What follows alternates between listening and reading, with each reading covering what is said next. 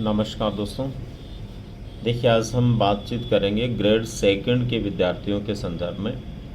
जो भी आप में से ग्रेड सेकंड भर्ती परीक्षा के लिए तैयारी कर रहा है, आखिर उस विद्यार्थी के सामने अभी लगभग 6 माह का समय है और इस 6 माह के समय में कैसे वो बेहतर तैयारी कर सकता है। दोस्तों, सबसे पहले तो आपको ये स्मरण रहे कि शिक्षक भर्ती परीक्षाओं में अभी ग्रेड थर्ड, ग्रेड फर्स्ट और सेकंड की जो परीक्षाएं आपके सामने हैं, उनमें आप लोगों ने अगर ठीक प्रकार से मंथन किया हो, सोचा हो, विचार किया हो, तो ग्रेड सेकंड का पाठ्यक्रम सबसे आसान पाठ्यक्रम है। क्योंकि ग्रेड थर्ड के अंदर भी आपको रीट की परीक्षा में विभिन्न विषय पढ़ने हैं, फिर मेन एग्ज़ाम जो होना थर्ड का, उसके लिए भी जो है कई तरह के नए विषय उसमें जोड़े हुए हैं। लेकिन इधर सेकंड ग्रेड में केवल और केवल आपको जीके पढ़ना है और मनोविज्ञान पढ़ना है। उधर आप फर्स्ट ग्रेड की बात करें तो उसमें मैथ भी है, रीजनिंग भी है, उसमें इंग्लिश भी है, साइंस भी है, बहुत सारी चीज़ें उसमें पढ़नी है फर्स्ट पेपर के लिए। इसका मतलब ये हुआ कि ग्रेड सेकंड में न तो गणित है, न विज्ञान है, न रीजनिंग है, न अंग्रेज़ी है। ये आपके लिए, आपके बूते का, हर उस विद्यार्थी के लिए जो इन दूसरे विषयों की प्रकृति से घबराता है, उसके लिए सबसे आसान तैयारी का मार्ग है। ग्रेड सेकंड की परीक्षा को पास करना जितना आसान है, उतना ग्रेड थर्ड और ग्रेड फर्स्ट की परीक्षा को पास करना नहीं है। इसलिए जो ग्रेड सेकंड में लगा हुआ विद्यार्थी है, उसको पूरे मन के साथ में एक अच्छी सफल रणनीति बना करके अपनी तैयारी शुरू कर देनी चाहिए। दोस्तों, मैं आप लोगों को 6 माह के दृष्टिकोण से यदि हम बात करें तो 150 दिन की एक बेहतर रणनीति बताने जा रहा हूँ। उसके बाद भी 1 महीना आपके पास में बचेगा, जिसमें आप उसका पूर्ण रूप से और रिवीजन करके एक बेहतर सफलता के लिए कदम रख पाएंगे। दोस्तों, आपको करना क्या चाहिए? मैं एक बहुत सामान्य सी रणनीति आपको बताने जा रहा हूँ। आप लोगों को सबसे पहले अपने पाठ्यक्रम को देखना चाहिए। मित्रों, अगर हम पाठ्यक्रम को लेकर बात करें तो ग्रेड सेकंड का जो फर्स्ट पेपर है, उसमें जैसे कि 100 प्रश्न आने हैं और 100 में से आपको अच्छी तरह विदित होगा कि 50 जो प्रश्न हैं, उनका संबंध आपका सीधा सीधा राजस्थान जीके से है। उसमें भी 40 प्रश्न आपको सामान्य जीके से जुड़े हुए पूछे जाएंगे और 10 प्रश्न लगभग करंट अफेयर्स के होते हैं। आप उनको बहुत आसानी से कर सकते हैं। राजस्थान के करंट अफेयर्स को आप नियमित रूप से पढ़ते रहेंगे तो वहाँ से आप कर पाएंगे। और इसके अलावा आप जो राजस्थान के संदर्भ में बखूबी जानते हैं, तो बहुत सारी चीज़ें, कला, संस्कृति, इतिहास, भूगोल, राजनीति से जुड़ी हुई चीज़ें आप आसानी से कर पाएंगे। इसके लिए आप बहुत बेहतर तरीके से अपनी तैयारी कर सकते हैं। भारत और विश्व के जीके से संबंधित जो प्रश्न आते हैं, उनमें भी पॉलिटिकल साइंस के लगभग 10 से 11 प्रश्न होते हैं।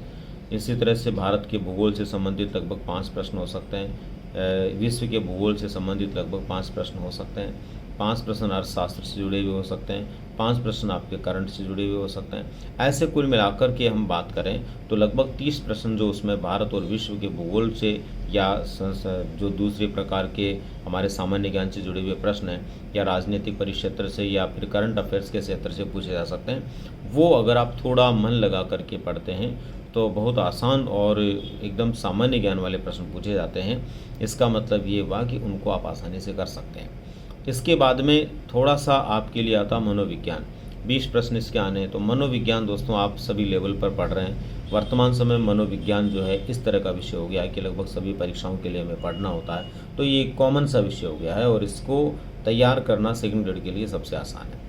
मनोविज्ञान के प्रश्न भी यदि हम बात करें तो ग्रेड सेकंड के अंदर जितने आसान प्रश्न पूछे जाते हैं, बाकी अन्य में नहीं पूछे जाते। तो कुल मिलाकर के हम बात करें कि यहाँ पर पेपर या विषय वस्तु को लेकर के तो बहुत जटिलता नहीं है। रही बात सेकंड पेपर की, तो वो अपना खुद का विषय होता है। हम वही विषय चुनते हैं जो हमने ग्रेजुएशन में पढ़ा है, 12th में पढ़ा है, 11th में पढ़ा है। और सबसे बड़ी बात ये कि वो विषय होता है जो हमारे इंटरेस्ट का होता है। तो उसको तैयार करना हमारे लिए अपने आप में बहुत बड़ा चुनौतीपूर्ण कार्य नहीं होता। अब दोस्तों, करना क्या आपको ग्रेड सेकंड में हर हाल में पास होने के लिए? सबसे पहले 150 दिन की रणनीति में क्या करना है? आपको अपने संपूर्ण पाठ्यक्रम को 10 इकाइयों में बांटना है। आप अपने हिसाब से, पहले से उसमें इकाइयाँ बनी हुई है तो आप उनको चुनाव कर सकते हैं। आपको नए सिरे से बनाने तो नए तरीके से, नए सिरे से आप बनाइए। पर मेरा मानना ये कि 10 इकाइयों में आप अपने संपूर्ण पाठ्यक्रम को, फर्स्ट पेपर और सेकंड पेपर के पाठ्यक्रम को आप बांट लीजिए। उसके बाद में आपको करना क्या है? अपने प्रत्येक इकाई वाले पार्ट के लिए आपको 5 दिन खर्च करने हैं। प्रत्येक इकाई के लिए 5 दिन। जैसे पहली इकाई आपने तय की फर्स्ट पेपर में, उसको भी 5 दिन के लिए आपको पढ़ना है और जो दूसरी इकाई में की उसको भी पढ़ना है।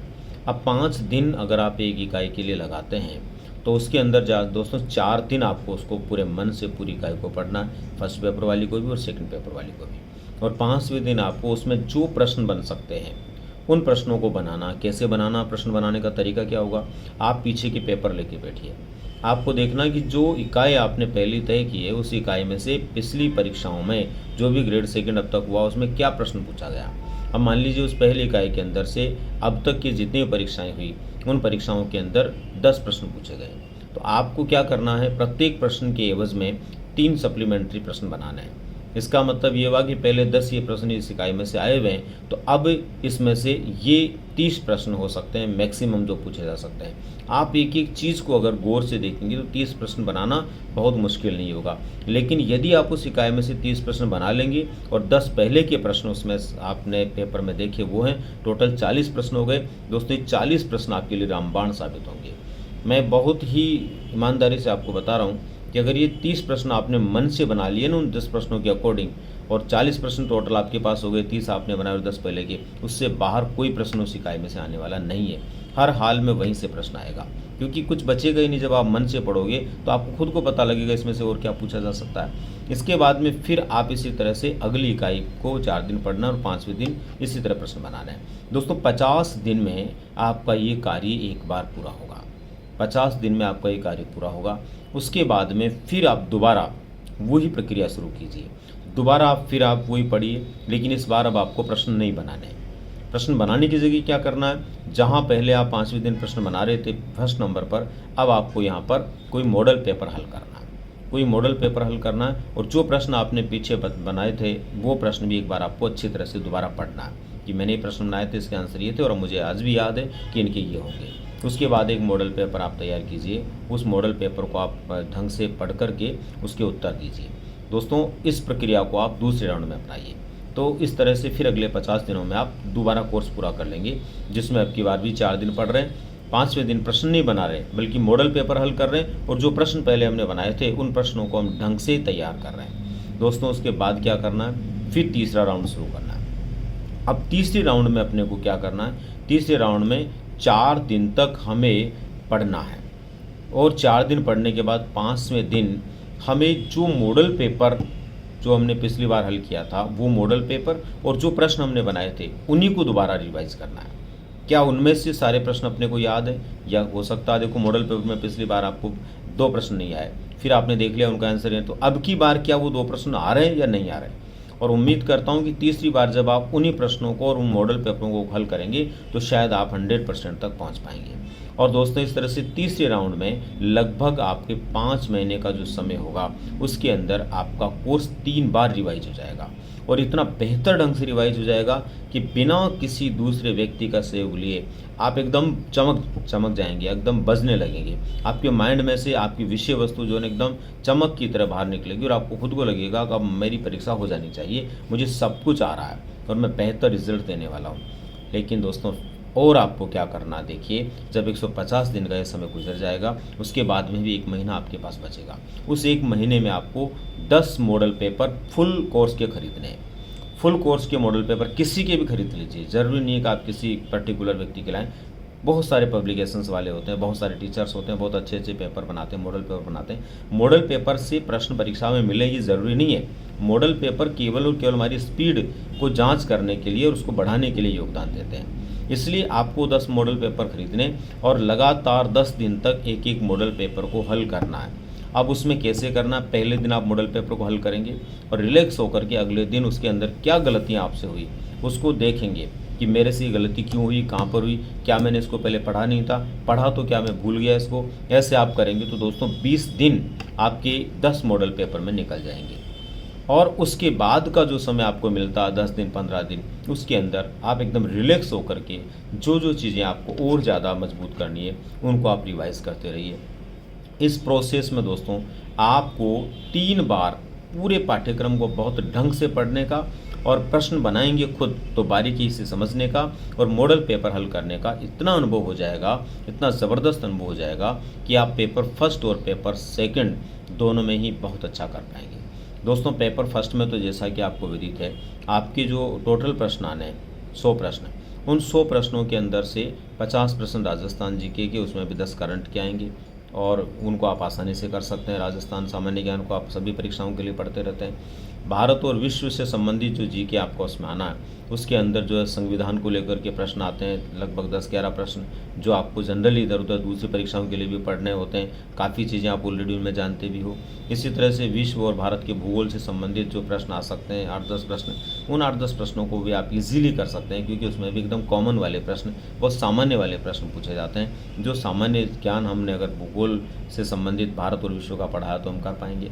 लगभग 5 प्रश्न आपके अर्थशास्त्र से जुड़े हुए होते हैं। उसमें भी सामान्यतः वो चीज़ें आती है जो अभी करंट में चल रहा है, या उसमें अर्थशास्त्र से जुड़ी हुई कोई क्या राष्ट्रीय स्तर की बातें हैं, राज्य स्तरीय बातें, और लगभग 5-6 प्रश्न आपको करंट अफेयर्स के पूछे जाएंगे, जो कि लगभग समसामयिकी से आप लोग जुड़े रहते हैं। आज का समय जो है वो नेट का समय, इंटरनेट का समय, तो यहाँ पर ऐसा तो है नहीं कि आपको जानकारियाँ नहीं है। आजकल तो जो है करंट जीके है उसकी जानकारी हर किसी को पूरी तरह से होती है, तो वो आसानी से कर पाएंगे। इस तरह से बहुत अच्छा स्कोर, आप 80 से ऊपर नंबर ला सकते हैं, 80 से ऊपर प्रश्न सही कर सकते हैं, और लगभग 160 से ज़्यादा अच्छे नंबर ला सकते हैं। किसमें दोस्तों? आपके फर्स्ट पेपर में। आपको फर्स्ट पेपर के अंदर बहुत अच्छा स्कोर लाना है, क्योंकि सेकंड पेपर जो होता है ना, वो सभी के इंटरेस्ट का होता है। किसी का हिंदी है तो सभी विद्यार्थी हिंदी के हैं तो उनका इंटरेस्ट का, तो वो पेपर एवरेज होता है सबका। फर्स्ट पेपर ही होता है जिसके अंदर आप सेकंड ग्रेड के अंदर बहुत अच्छी बाकी लोगों से बढ़त ले सकते हैं। इसलिए दोस्तों, इस प्रकार से आप लोगों को पूरे मन के साथ में 150 दिन की बेहतर रणनीति बना करके अपनी तैयारी करनी चाहिए। जैसा मैं समझ पाया हूं और मुझे लगा है कि आप लोगों के लिए बेहतर हो सकता है, जो मैंने आपको बताने का प्रयास किया है, उम्मीद करता हूं यदि इसी प्रकार से आप इसको तैयार करेंगे तो 100% आपको शिक्षक बनने से कोई नहीं रोक सकता। दोस्तों, हमेशा ध्यान रखो, जीवन के अंदर सफलता तब मिलती है जब हम 100% लगाते हैं। और देखिए, आपके लिए तो बात फर्स्ट पेपर की करें तो फर्स्ट पेपर में 100 ही प्रश्न है और 100% आपको लगाना है। निश्चित रूप से आप लगाएंगे तो हर हाल में आप सफल होंगे। दोस्तों, सेकंड पेपर आपका अपना विषय है, अपना खुद का विषय है, जिसको आप खुद पढ़ते हैं, जिसको आपने अपने इंटरेस्ट से चुना है, तो निश्चित रूप से आपके लिए वैसे भी रुचि का विषय होने के कारण ज़्यादा आपको अच्छी तरह से आता होगा।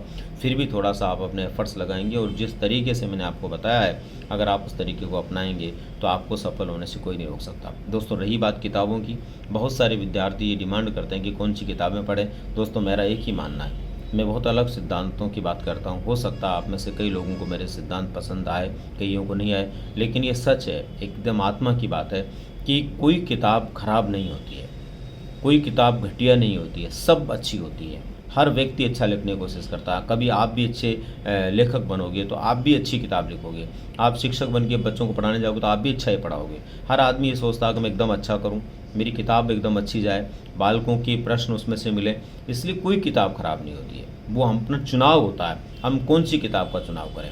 चुनाव करते समय ये ध्यान रखना चाहिए कि हमारा जो पाठ्यक्रम है वो उसके अंदर समाहित होना चाहिए, उसकी लैंग्वेज एकदम आसान होनी चाहिए और हमारे समझ में आनी चाहिए। ये जिस किताब में आपको मिल गया, समझ लो वो आपके लिए रामबाण है। और उसी किताब से आपने जो है एक अच्छी बेहतर किताब से आपने 3 बार अपने पाठ्यक्रम को जिस तरीके से हमने बात करी रिवाइज कर लिया, दोस्तों आप निश्चित रूप से शिक्षक बनेंगे। उम्मीद करता हूँ मेरी ये सभी बातें आपने ध्यान से सुनी होगी और बहुत अच्छे तरीके से आपने लिखा भी होगा। अगर एक बार में आप नहीं लिख पाए तो इस वीडियो को दोबारा आप देखें और जो बात हमने करी है उसको आप एक बार लिखें। लिख कर के अगर आप उसको प्रयोग में लाएंगे तो ही सफल होंगे। केवल इस वीडियो को सुनने मात्र से सफलता नहीं मिलेगी दोस्तों। जो इसमें बोला गया है, एक एक शब्द को आपको समझना है, उस शब्द के पीछे मेरा भाव क्या है आपके प्रति वो समझना है, उस भाव से आपको पढ़ना है। जिस भाव से मैं आप लोगों के लिए जो विचार देने की कोशिश करता हूं और उम्मीद करता हूं कि आप भी उसी भाव से उनको लेंगे और उसको समझेंगे। अगर उसी भाव से आप करेंगे तो ईश्वर भी आपकी मदद करेगा और सभी बुजुर्गों का, आपके माता पिता का या आपके टीचर्स का, मेरा आपके साथ में सदैव आशीर्वाद बना रहेगा और निश्चित रूप से आप लोग सफलता को प्राप्त करेंगे। उम्मीद करता हूं दोस्तों आप लोगों को ये जानकारी निश्चित रूप से पसंद आई होगी और जानकारी पसंद आने का मतलब है कि आप लोग इसको अपनाएंगे और अपना करके अपने आप को सरल तरीके से सफल बनाने में योगदान प्राप्त करेंगे, अपना स्वयं का भविष्य स्वर्णिम बनाएंगे और अपने माता पिता का नाम रोशन करेंगे। इसी उम्मीद के साथ में अभी मैं आप लोगों से विदा लेता हूँ। मिलेंगे फिर किसी नई जानकारी के साथ में। धन्यवाद।